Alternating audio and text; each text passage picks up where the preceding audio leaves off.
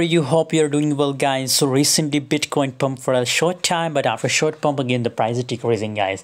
And I already give a signal about Bitcoin that it's going to do a short pump, buy and long, guys. So if you want to join my Telegram group, guys, for signals, join now. The link is available in video description and get unlimited signal every day, guys.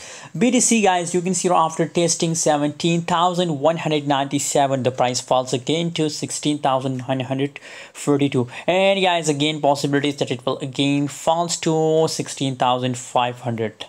It's my target for Bitcoin. By the way, for further information, for further updates about BTC, you have to join my Telegram group, guys, because on Telegram I share a latest update, guys. Here, if you look the volume, trading volume, so market is looking bearish, guys, 16.08%. There is so fear in the market, so that's why I'm telling you guys that the price will again falls, guys. The price will again false.